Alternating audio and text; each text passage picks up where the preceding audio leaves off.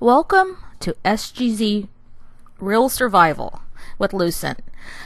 This world is different. This is the first world that we have created where, let's just be honest about it, we're not cheating.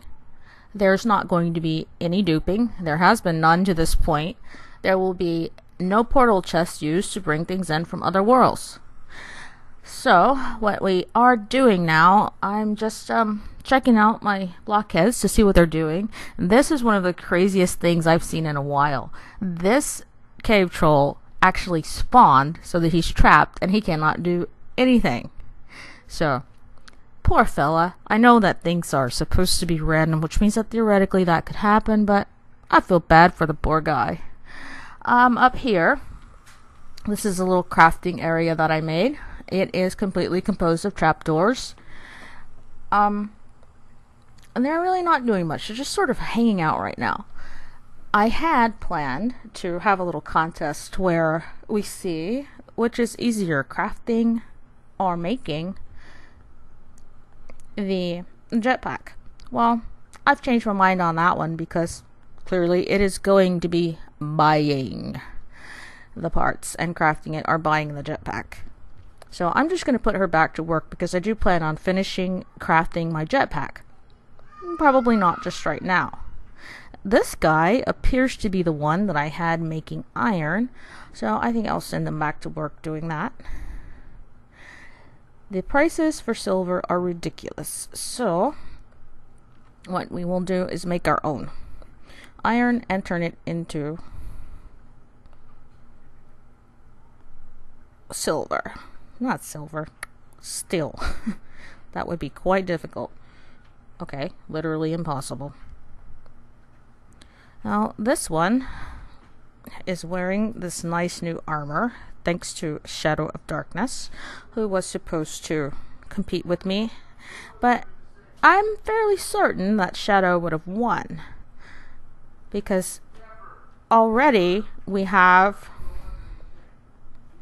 quite a few platinum coins and would have been able to buy our jetpack pretty soon. So there's really no contest there.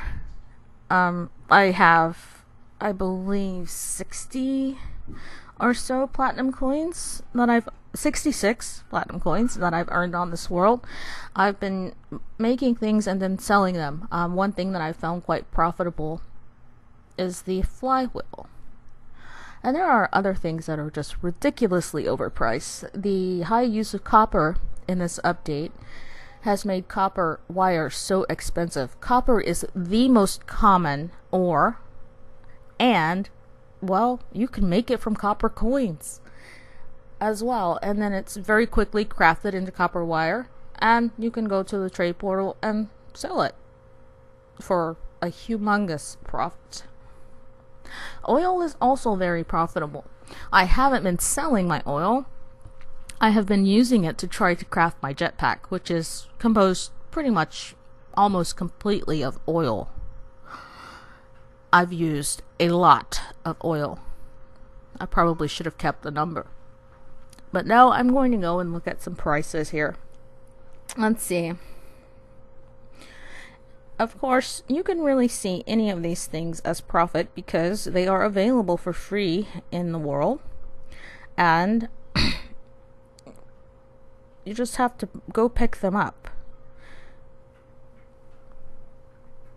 The block market is really reflective of what people are doing in the game. For example, they have Starbucks beat out with coffee at 56 platinum coins. Wait, I never thought anybody could outdo Starbucks for that. What else do we have here? Mostly the crafted items are where you're going to see the most profit. I believe I said I had been making copper wire, which is great. But other items, as you can see, are quite profitable as well. For example, if you use 3 tin ingots, make a bucket, catch a shark, you can turn that into 50 gold coins. And then the higher level crafting, it gets even crazier. Look, the flywheel is 127 platinum. And in your world, it might even... Oh, wow. The jetpack is 61 gold coins to sell. Not gold coins, platinum coins. So, going back over here. This is unbelievable. The fuel for the jetpack is more expensive than the jetpack. That explains the price drop. People are not buying fuel. They are selling their old jetpacks and buying a new one. Oh, wow.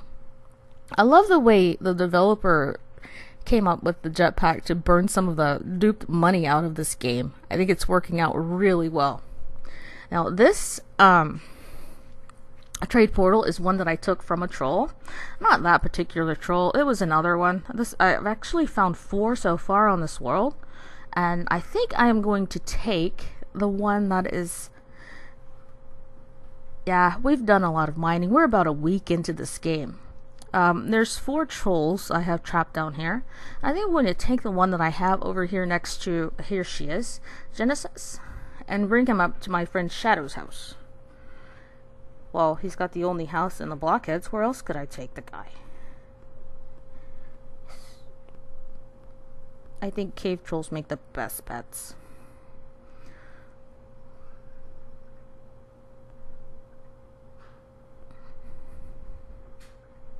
I also think I just sent a blockhead that I didn't want underground, deep underground. Oh well. What are you gonna do? She's thinking... Ah, no electricity. Oh, that's because I was playing with the circuits and I disconnected the steam generators. Well, clearly solar panels don't work at night. It also looks like I have the top of one covered and it's not working at all. So I also need to fix that. I'm going to reconfigure those so that the shadows from the trees don't affect the output so much, because you can actually see the production change from end to end the way I have them set up now as the sun passes overhead. And this blockhead is off on a trip that I did not want her on, so I'm going to bring her back. Maybe she could just collect some food. The sky garden I created because I don't know, I like not having the back wall. I was playing around with that a bit. And also because, well, people tend not to think about their blockheads and eating food. So, for my lovely friends from Safe Gaming Zone, nobody ever has to go hungry. We have quite a bit of food. And the Drop Bear farm is doing a tad bit too well.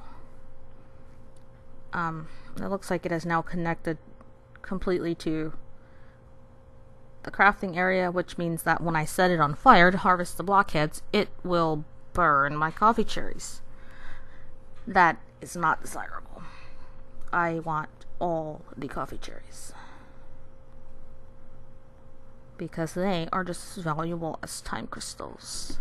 They provide energy when you need to sleep, and they're free, so that makes them more valuable than time crystals. So this is the little world. My friend Rick has already circumnavigated. He was kind enough to give me the snow boots. Such a nice guy. Oh, that is a humongous ocean. It's going to take some time to sail across that one. But I do need to go to the South Pole. I have a thing for ice. And there is the black wall. What that means is that the game, my iPad is not quite keeping up with the game. So he has circumnavigated. Oh, that's very interesting. And removed all of the pole items, which will be the only pole items on this world, so they will be quite valuable. I suspect he will be keeping them. Normally on our worlds, we dupe the pole items and give them to our staff members, but this time we're not cheating. We're keeping it real. So, tune in again for episode 2. I am going to bring the troll to the top. I probably won't be talking as much during that because, well, what on earth is going? That is the most interesting water. What on earth is going on there? It looks like the ocean is draining. Which is strange because has anyone been underground out this far? No. Oh well, let's see. This world officially qualifies as strange. So we have that poor little cave troll who spawned in a trap, and we have an ocean that appears to be draining into oblivion. This is definitely going to be interesting.